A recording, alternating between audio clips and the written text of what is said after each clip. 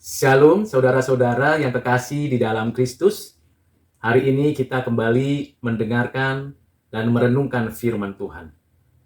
Firman Tuhan yang kita akan renungkan diambil dari kitab Mazmur pasal yang ke-37, ayat yang ke-23 dan 24. Demikianlah firman Tuhan. Tuhan menetapkan langkah-langkah orang yang hidupnya berkenan kepadanya. Apabila ia jatuh, ia tidak sampai tergeletak, sebab Tuhan menopang tangannya. Sebelum kita bersama-sama merenungkan kebenaran firman ini, mari kita berdoa. Bapa di surga, dalam Kristus kami bersyukur untuk firman yang baru saja kami dengarkan. Ya Roh Kudus, kiranya Engkau memberi pencerahan kepada kami untuk mengerti isi hatimu melalui firman-Mu ini. Kiranya kami memahaminya dan menjadi pelaku firman-Mu. Berkati sertai kami yang mendengarkannya. Di dalam nama-Mu Tuhan Yesus kami berdoa. Amin.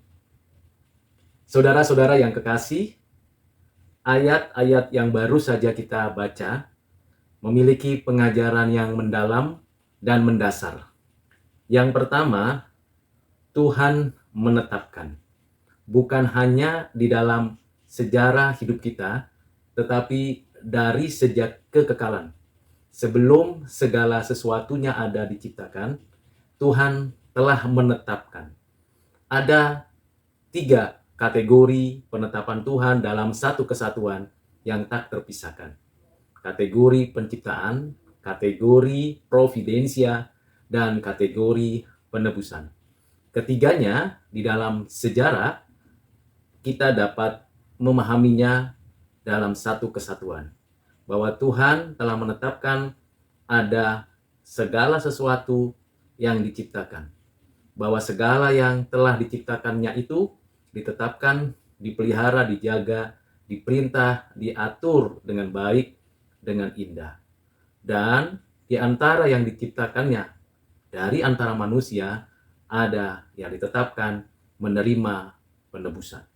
Itulah penetapan Tuhan yang ada pada dirinya sejak semula. Khusus untuk ayat ini berkaitan dengan penetapan bagi orang pilihan. Yang tentunya kita semua orang pilihan di dalam penebusannya. Rancangan menerima keselamatan, menikmati hidup kekal di sini dan nanti. Dalam kondisi kita yang masih berjuang melawan dosa, mematikan dosa, melawan si jahat, dan hidup di bumi ini, Tuhan menetapkan langkah-langkah kita. Tuhan memberikan kepada kita kekuatan untuk mengikuti rencana Tuhan yang baik, yang indah, dan yang teratur. Tentunya dalam perjuangan kita bisa jadi jatuh dan terperosok. Tetapi Tuhan akan menarik kita kembali untuk kita berada di dalam rancangannya. Dan tidak mungkin kita dibiarkan terus ada di dalam kondisi jatuh. Kita akan dibawa, ditarik dengan cara yang ajaib. Dengan kekuatan kuasanya. Melalui firman yang diperdengarkannya dari hamba-hamba Tuhan.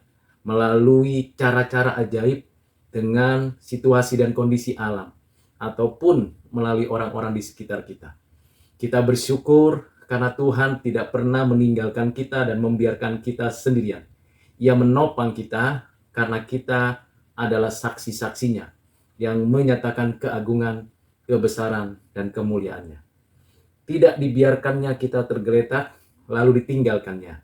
Orang-orang percaya, yaitu kita yang telah ditetapkannya dari kekekalan, yang dipanggilnya dalam sejarah hidup kita, menerima Kristus sebagai Tuhan dan Juru Selamat, seluruhnya anugerah Tuhan yang menuntun kita untuk hidup di dalam genggaman kasih-Nya. Dan kalau kita suka atau tidak, sadar atau tidak, jatuh, Tuhan tidak meninggalkan kita. Atau membiarkan kita dalam keterpurukan, tidak demikian. Andai kata kita mengalami keterpurukan, kesusahan, kesulitan, pasti ada maksud Tuhan yang dibalik kesulitan itu. Dan maksud Tuhan itu adalah indah dan baik. Tentunya kita harus menunggu, menanti dengan sabar, sambil kita berjuang untuk keluar dari kondisi yang terpuruk. Kiranya Tuhan menolong saudara-saudara dimanapun berada, agar tetap meyakini dengan sungguh-sungguh dalam krisis apapun, Tuhan menopang tangan kita. Tangan kita bukan hanya kita dipegang, tetapi ditopang.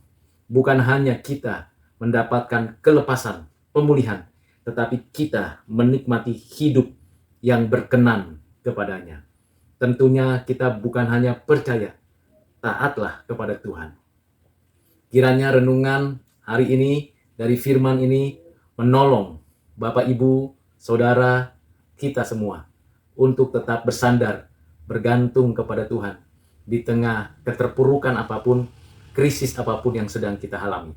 Tuhan Yesus memberkati dan menyertai Bapak, Ibu, dan Saudara. Mari kita berdoa. Tuhan, terima kasih untuk firman yang meneguhkan dan menguatkan iman kami. Ajar kami tetap bersandar dan bergantung kepadamu di tengah keterpurukan dan krisis yang kami alami. Kami percaya bahwa Tuhan tidak pernah membiarkan kami tergeletak, karena kami milik kepunyaanmu yang telah Engkau tetapkan. Terpujilah Tuhan, dari kekal sampai kekal. Dalam namamu Tuhan Yesus, kami berdoa, kami bersyukur. Amin.